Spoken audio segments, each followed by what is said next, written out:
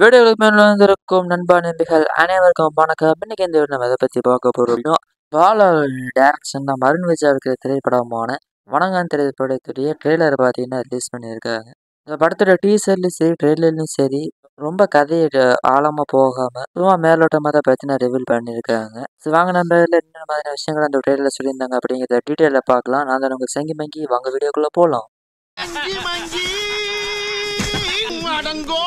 நீங்கள் தான் நம்ம சேனலில் ஃபர்ஸ்ட் டைம் பார்க்குறீங்க அப்படின்னா சப்ஸ்கிரைப் பண்ணி வச்சுக்கோங்க. இன்ட்ரெஸ்டிங்கான மூவி ட்ரெய்லர், சாங் ரிவ்யூஸ் எல்லாமே நம்ம சேனலில் அப்லோட் ஆகும். ஸோ படத்தோட ட்ரெய்லரோட ஸ்டார்டிங்கில் பார்த்தீங்கன்னா போலீஸ் நிறைய இன்வெஸ்டிகேஷன் பண்ணுற மாதிரி காமிக்கிறாங்க.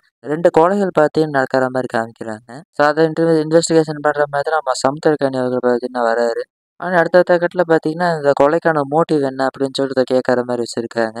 ஸோ இதை வச்சு பார்க்கும்போது பார்த்தீங்கன்னா கொலைகாரன் யாருன்னு பார்த்தீங்கன்னா தெரிஞ்சிச்சு. ஸோ அதுக்கான மோட்டிவ் என்ன அப்படிங்கிறத பார்த்தீங்கன்னா போலீஸ்க்கு தெரியல.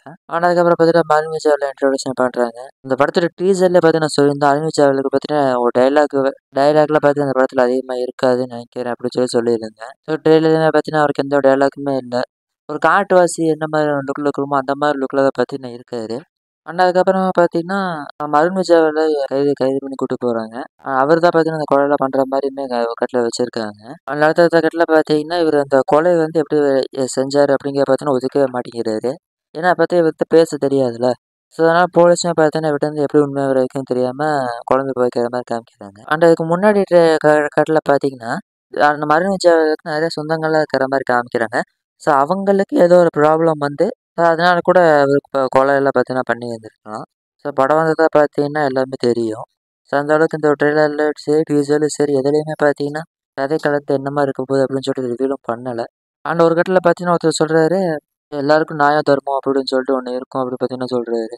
இதை வச்சு பார்க்கும்போது நம்ம அருண் விஜய் அவருக்கு ஏதோ ஒரு இன்சிடென்ட் நடந்திருக்கு. ஸோ அதனால் பார்த்தீங்கன்னா கொலைகளும் பண்ணியிருக்கு. அந்த மாதிரியான ஒரு ஜானரில் தான் பார்த்தீங்கன்னா திரைப்படம் போக போகுது அப்படிங்கிறது நல்லாவே தெரியும். வேப்பியம் போகும் படம் என்ன மாதிரியான கதை களத்தோடு அமைய போகுது அப்படின்னு சொல்லிட்டு.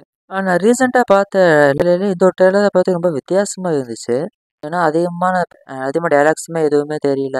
வெறும் கட் சீனை மட்டும்தான் பார்த்தீங்கன்னா வச்சுருந்தாங்க. இந்த மாதிரி டிஃப்ரெண்ட்டாக பார்த்தீங்கன்னா எனக்கு ஃபீல் ஆச்சு. நான் உங்களுக்கு எந்த மாதிரி ஃபீல் ஆச்சு அப்படிங்கிறத கமெண்ட்டில் கூட ஷேர் பண்ணுங்கள். அண்ட் பேக்ரவுண்டு நம்ம ஜிவி பிரகாஷ் குமாரோடைய மியூசிக் ஒர்க் இந்த சீனோட வரும்போது ரொம்ப நல்லா இருந்துச்சு. படத்துலையுமே பார்த்து நல்லா பண்ணியிருப்பார் அப்படின்னு சொல்லி நினைக்கிறேன். வைபவம் என்ன மாதிரி பண்ணியிருக்காரு அப்படின்னு சொல்லிட்டு. நீங்கள் இந்த ட்ரெயிலர் பார்த்தீங்கன்னா உங்களுக்கு எந்த மாதிரி எக்ஸ்பீரியன்ஸை கொடுத்தது அப்படின்னு கமெண்ட்டில் கூட ஷேர் பண்ணுங்கள். அந்த பிடிச்சிருந்துச்சுன்னா லைக் பண்ணுங்கள், ஃப்ரெண்ட்ஸை பார்க்கணும் உங்களுக்கு ஷேர் பண்ணுங்கள். அண்ட் மறக்காம சேனல் சப்ஸ்கிரைப் பண்ணி வச்சுக்கோங்க. மீண்டும் சூப்பரான வீடியோ சந்திக்க அதே கமெண்ட் எப்படி நான்